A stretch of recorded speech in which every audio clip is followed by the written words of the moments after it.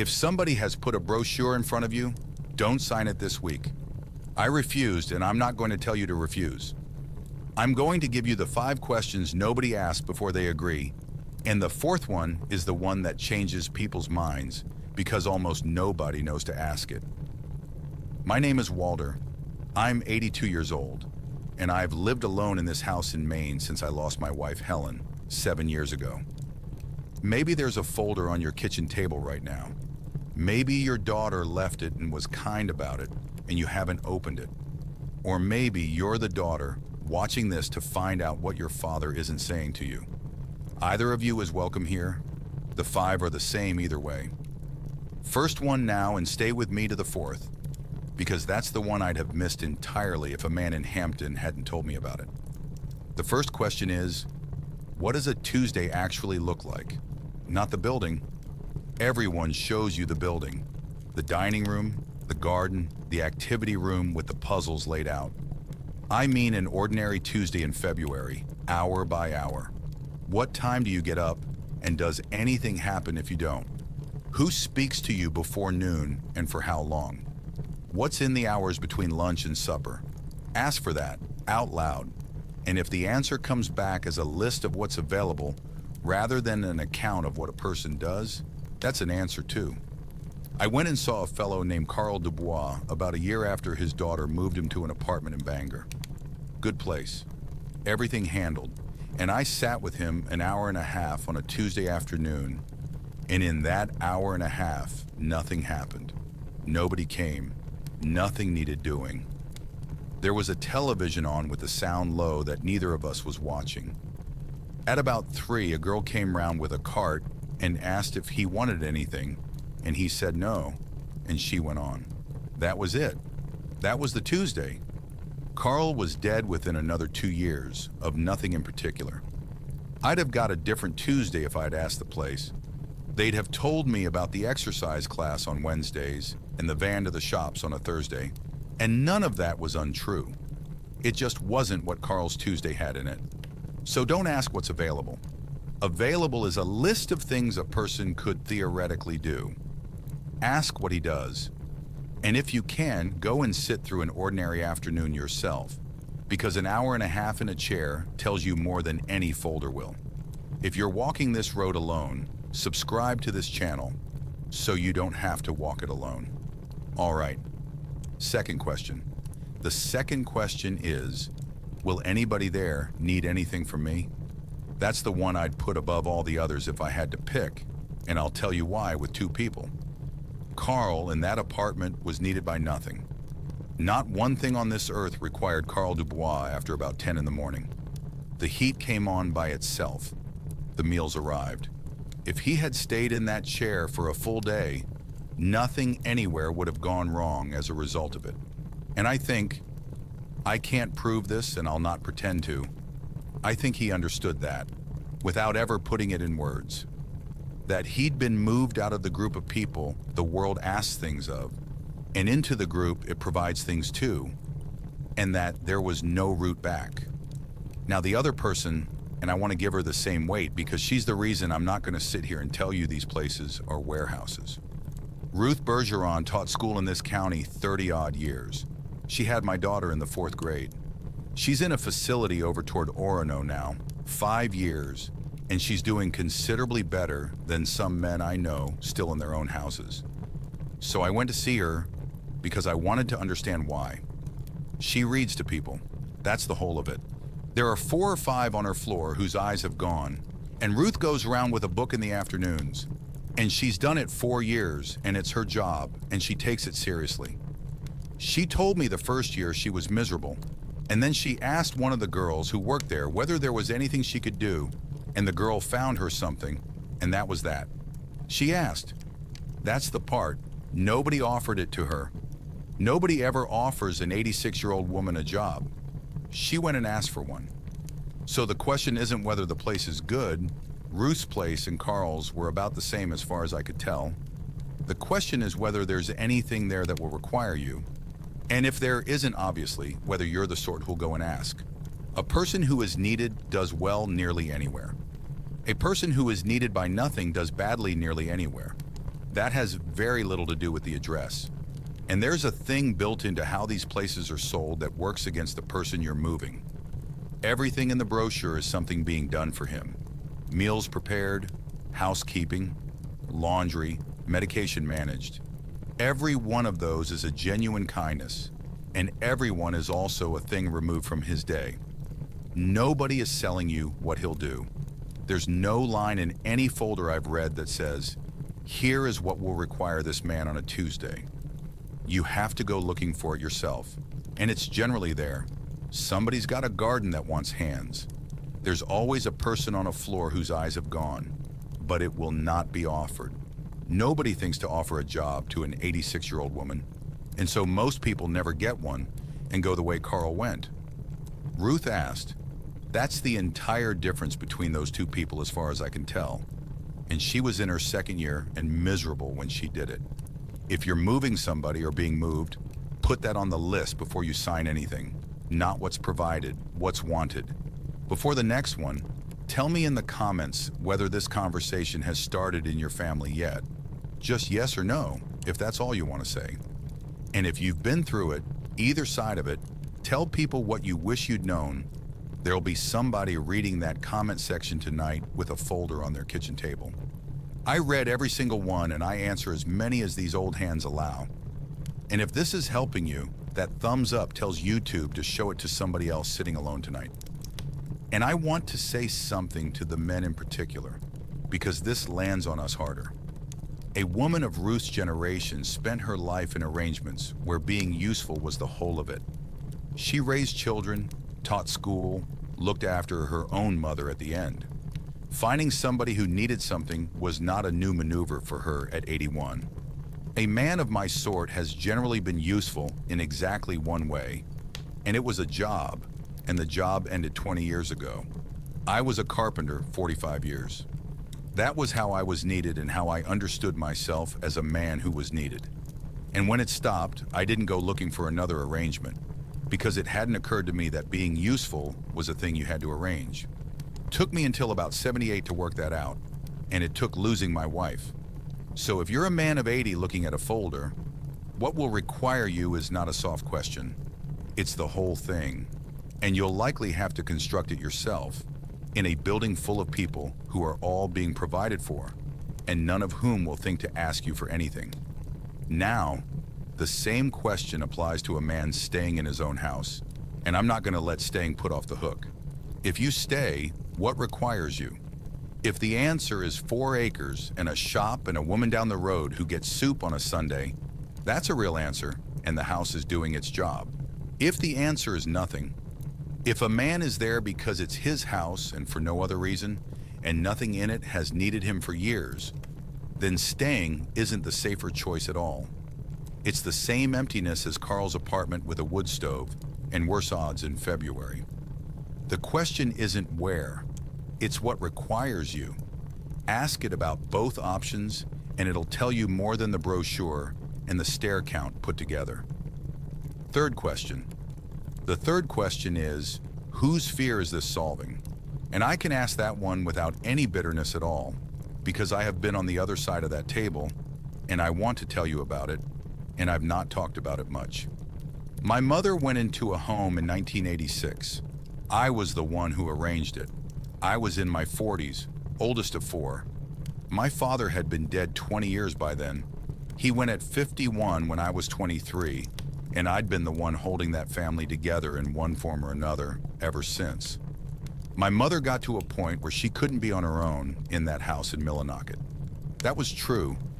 I want to say plainly that it was true, because everything else I'm about to say might make it sound as though it wasn't. I drove up and had the conversation, and it took about 40 minutes, and she agreed. She didn't fight me. My mother was not a fighter. She'd had a hard life and got through it by agreeing with people and going on. She was there 11 months and then she died. Here's what I've never quite got clear of, and I've had 38 years too. I don't know how much of it was for her. I was working 6 days a week with 2 teenagers at home, and it was 90 minutes each way to Millinocket, and I was making that drive 2 and 3 times a week, and I was tired in a way I can still remember the feel of. And when she was settled and the drive stopped, I felt relief. Plainly. I've never lied to myself about it. Was I wrong? I don't know. She could not have stayed in that house. That part was true. But here's what I do know, and it's the whole reason I'm telling you this. I never asked her one question about what she wanted. Not one. I went up there with a decision already made, and I spent 40 minutes bringing her around to it. And I thought at the time that I was being kind, doing the hard thing so she wouldn't have to. 11 months. And I could not tell you one thing about what she did with a single day of it. I visited, most weeks that first while, then every other week, and by the summer about once a month, and I had reasons every time, and every reason was true. I'd sit with her an hour in a room that smelled of other people's suppers, and tell her about the children and the business, and she'd nod, and I'd leave feeling I'd done something. I never once asked her what her days were like, not once in 11 months. I asked how she was, which is not the same question. How are you gets you fine from a woman of that generation every time. And I knew that. And I went on asking it because the answer was convenient. There's a thing I remember and I'd rather not, so I'll say it and get it over with. In about the 4th month, she told me there was a woman down the corridor who'd been a nurse. And she started telling me about her, and I looked at my watch. I didn't do it deliberately. I had a job to get back to, and 90 minutes of road. But she saw me, and she stopped. And she said something like, "Anyway," and we talked about something else. That was my mother trying to tell me about a friend. 81 years old, in a strange building, and she'd found one person worth telling her son about, and her son looked at his watch. I'd have those 4 seconds back over almost anything else in my life. Now, I've not told you that to flog myself in front of strangers. I was 40-something and exhausted and doing the best I had, and I'd not judge another man for any of it. I've told you because of what it taught me about the machinery of these decisions, and it's this. The person doing the deciding is nearly always the person who is tired. That's the structure of the thing, and it doesn't get named. The parent is frightened but not tired. He's got nothing but time. The child is frightened and exhausted and has a job and children of their own and a drive and has been carrying the worry for 2 years and is the one who researches the places and makes the calls and brings the folder. So the decision gets made by the party with the least capacity left to consider it slowly. Every time, it goes in the direction that relieves the tiredness, because that's what a tired person does, and then it gets explained afterward in the language of safety. I know that's what happened in 1986, because I was the tired party and I did the explaining. And here's the useful part. You can fix a fair amount of that tiredness without moving anybody. My children were tired in a specific way. David was driving up here not knowing what he'd find, which is the exhaustion of not knowing, and it's worse than the driving. We fixed it with 4 things they asked for, and I agreed to, one of which was simply that Susan gets an honest answer on a Thursday instead of the fine I'd been handing her for 2 years. That one item took the temperature down more than anything else at that table, because most of what was wearing my daughter out was not my situation. It was not knowing it. So before anybody signs anything, ask what the tiredness actually is. Name it. It is very often something specific, and specific things can sometimes be fixed. So when my own children sat down at this table 3 years ago, I did not think they were the enemy. I knew exactly what was happening at that table because I'd sat in their chair in 1986. They were frightened, and they were tired of being frightened, and they had one tool. And here's the thing that has to be said out loud, and it isn't an accusation. Some of the reason people go is that the family cannot carry the worry anymore. That is not wicked. The worry is real and exhausting, and it goes on for years, and I was crushed under it in 1986, and it made me a worse son. But it ought to be said, because when it isn't, the whole conversation gets conducted in the language of the parent's safety, and everybody argues about handrails when the actual subject is a daughter who hasn't slept properly since March. Say it, both of you. Dad, I'm frightened, and I'm tired of being frightened. Then you can look at the whole problem instead of half of it. Because a good deal of the time, there's a way to reduce the fear that isn't a move. That's what came out of my kitchen table. My children got 4 specific things they asked for. I got to stay, and the fear came down enough that nobody's raised it in 3 years. We'd never have got there arguing about stairs. We're coming up on the 4th question now, the one almost nobody knows to ask. The 4th question is this the last move? I had never once thought about it until a man in Hampton explained it to me, and I've not been able to stop thinking about it since. Here's the thing nobody puts in a brochure. Most facilities have levels. There's the independent side where you've got your own apartment and your own door and you come and go. Then assisted living. Then the nursing side, which is a different floor or a different building and a different arrangement entirely. And when a family moves somebody early, at 80, say, while he's still capable to be safe, what they've generally bought is the first one, which means that when his needs increase, and they will, there's another move coming. So the decision presented as one move is very often two. And nobody says so, because at the point of the first move, the second is years away and hypothetical, and nobody wants to raise it at a table where somebody's already crying. Why does that matter? Because the first move and the second are not remotely the same event. The first move, at 80, you participate in. You choose what comes with you, you put your things where you want them, you go down to the dining room and work out who's worth talking to. You're a person arriving somewhere. The second happens at 87, or after a fall, or after a bad winter. You don't participate in that one. Other people pack your things and you arrive somewhere considerably more medical, and you start over. The staff, the room, the people. At an age when starting over is a great deal harder than it was 7 years earlier. That's what the fellow in Hampton told me. His name is Ray, and his mother went through it. He said the first move was fine, genuinely fine, she liked it. He said the second one took the last of her, and it changed how I think about this entirely. So let me put it plainly. Moving early does not save you a move. It very often costs you an extra one. If a man stays in his own house until he actually needs care, he makes one move, and it's the hard one, and he makes it once. If he moves at 80 to be safe, he makes the easy one at 80 and the hard one at 87 anyway. 2 upheavals instead of 1, in exchange for 7 years of being safe in a place he didn't yet need. Now, I'm not going to pretend that arithmetic always comes out my way.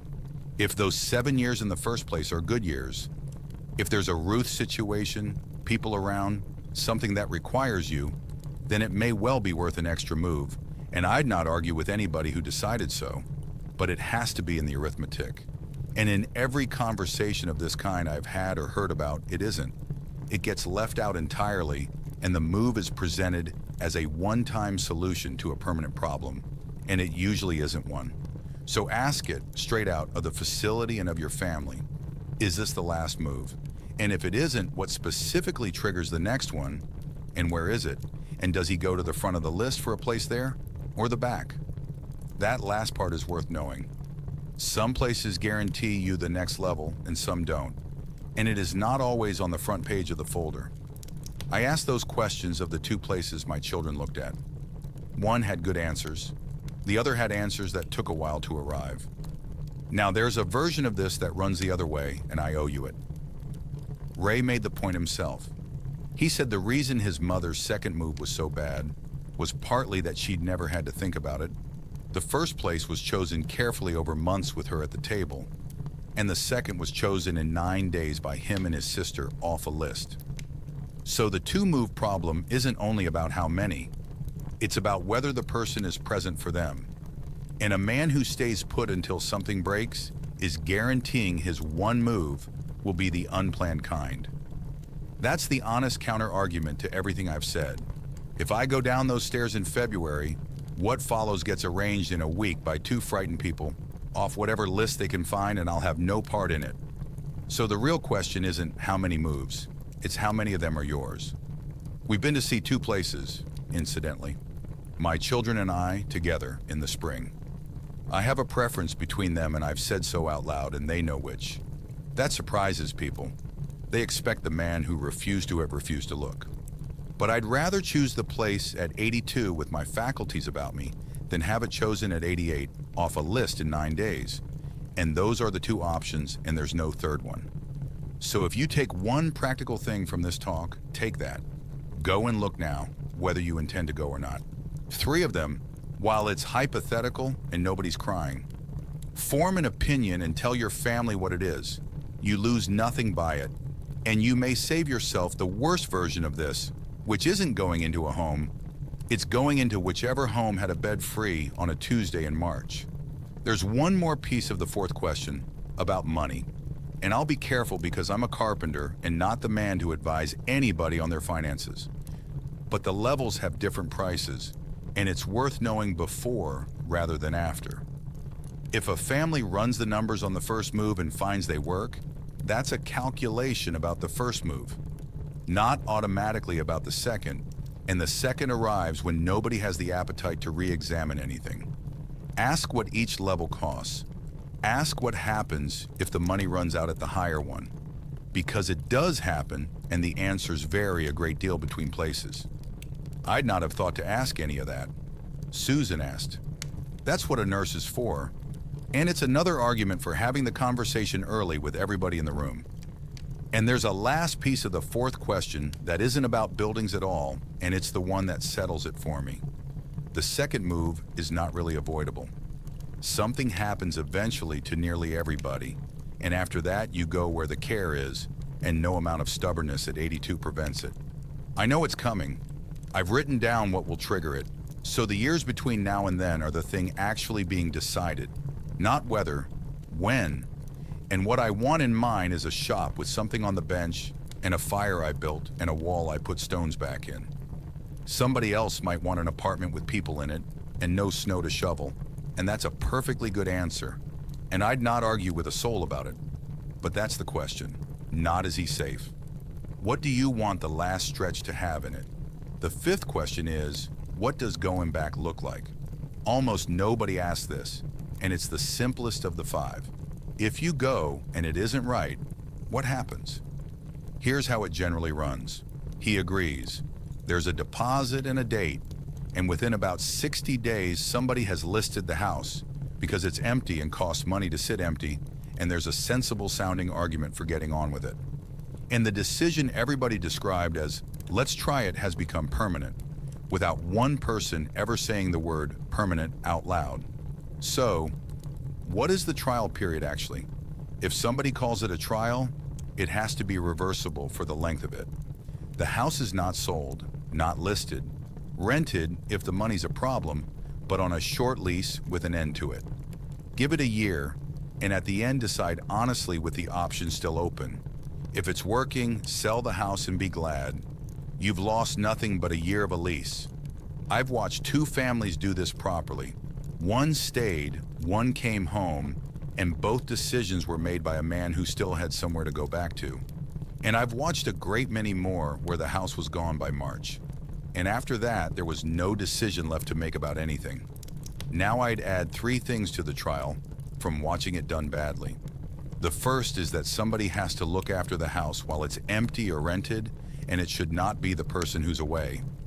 A house in Maine that nobody's watching in January is a house with a burst pipe in it by February, and then the trial ends because there's nowhere to go back to.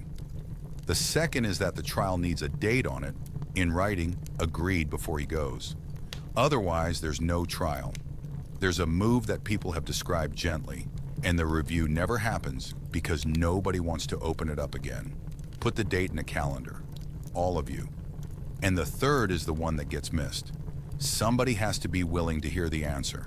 Because if he says at the end of the year that he wants to come home, and everybody's been living for a year with the relief of him being safe, that is a very hard thing for a family to accept. And I've seen a trial concluded with a great deal of gentle persuasion that amounted to no. If you're not prepared to bring him home, don't call it a trial. Call it a move and be honest. He'll take the honesty better. Men can tell the difference anyway, and being managed is worse than being told. There's one more thing under the 5th question.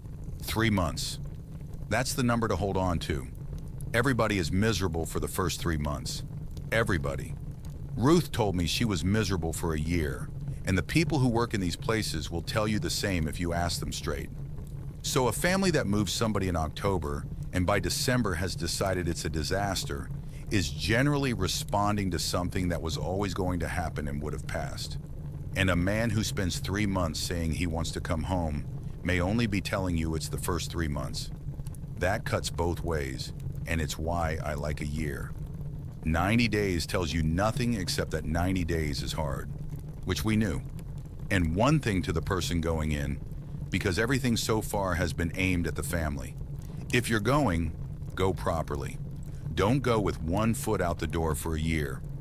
I've watched a man spend 18 months in a place telling everybody it was temporary, never unpacking, never learning anybody's name, and at the end of it, he'd had 18 months of nothing and was no closer to home than at the start. The trial is about the house staying available. It is not about holding yourself apart from the place while the clock runs. Go in and find out what's there. Ask the girl on the desk if anything wants doing. Learn 4 people's names in the first month. Then at the end of the year, decide with real information, which is the only kind worth deciding on. Now, the honest part, and then I'll say the last thing. I refused. That's in the title and it's true, and I want to be exact about what it means, because I don't much like the way men my age sometimes say it. I did not refuse care. I did not tell my children they were wrong. I answered a different question than the one I was asked. They asked whether I'd go. I told them under exactly what circumstances I would. 3 of them, written on a yellow pad, and both of them have seen it. And when one of those happens, I'll go and not argue. That's the whole of my refusal. A refusal to go now, from a man who's put in writing when he'll go later. And I might be wrong about all of it. There's a version of this talk that would have me as the wise old man and the children as meddlers, and I've no interest in it, and it isn't what happened here. Sometimes the parent is stubborn and calling it independence. Sometimes the fall everybody saw coming arrives, and the last 2 years of a life are considerably worse than they needed to be because a proud man wouldn't have a conversation. I've watched it. It's not rare, and sometimes the move is simply right. Ruth is better off where she is than she'd be alone in a house in Orono, and she'd tell you so herself, and anybody using this talk as an argument against a woman like her would be misusing it. So how do you tell? The best I've got, after 82 years and both sides of this table, is that it depends on what's waiting for the person. If what's waiting is a life, people, something that requires you, a reason for Tuesday, then the building matters very little, and you may do better there than here. If what's waiting is safety and nothing else, be careful, because safety on its own has killed more old people than stairs ever did. It killed Carl Dubois, and it very nearly got a woman in Millinocket in 1986, and I was the one driving. That's the test. Not is it safe, what's waiting. And here's the practical form of it, because a test you can't run on a Tuesday isn't much use.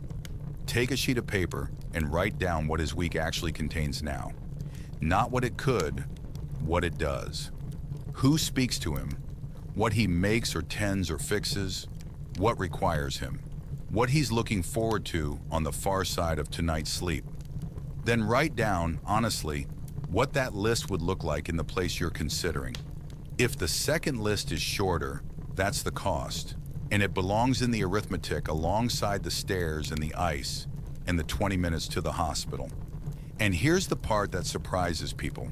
Sometimes the second list is longer. If a man is out on a back road seeing nobody from Sunday to Sunday, refusing every invitation and calling it independence, his list is thin, and a place with people in it might well be the fuller life. The house isn't keeping him alive. It's where he happens to be dying slowly. I've known that man, 2 of them, on this road. And for a man in that condition, the move I'm being cautious about might have saved him. So run the 2 lists, and run them honestly, which means somebody other than the person being moved should look at the first one, because we're all inclined to describe a life we're defending in generous terms. Mine holds up. The shop, the fire, the wood, the wall on the north line, Sunday with my son, Thursday with my daughter, coffee with Elaine, lunch with Marie, Dot down the road with the soup on a Sunday, a granddaughter I write letters to, and a chest of drawers on a bench with a third drawer to fit in the morning. That's a life. That's what's on the other side of the risk. Which brings me to what I'd most want to say to a man my age who's dug in. You may be right today and wrong in 4 years, and the list is how you'll know. It isn't a one-time decision that you win and then never revisit. It's an arithmetic that changes as you change, and the man who refuses at 80 and never runs the numbers again is not making a decision. He's just repeating one. I run mine every year in February. That's on purpose. February is the worst month here, and if this arrangement is going to look thin, it'll look thin in February. If I ran it in June with the lupines up, I'd get the answer I want every time, and that's a comfortable habit and not an honest one. So I sit at that table with a pencil and go down the list, and I'm honest about what's got harder. The walk takes longer. I split less at a stretch and stop sooner. I hold the rail now, both directions, and I didn't 3 years ago. None of those have changed the answer yet. 1 year, one of them will. And the last thing, which I'd say to the sons and daughters in particular, because I was one of you and I got it wrong, ask him what he wants. Not whether he'll go, what he wants. What his day has in it that matters. What he'd miss. What he's afraid of, which will not be the thing you assume it is. I never asked my mother. I had 40 minutes with her, and I used every one of them on my own case. And she agreed with me because she was a woman who agreed with people. And 11 months later, she was gone, and I still don't know what she thought about any of it. That is the single thing I'd take back out of 82 years, and I can't, and I've had 38 of them to sit with it. So ask him. He'll tell you. It may not change the outcome. Sometimes it can't. Sometimes the answer is still the home, and everybody knows it.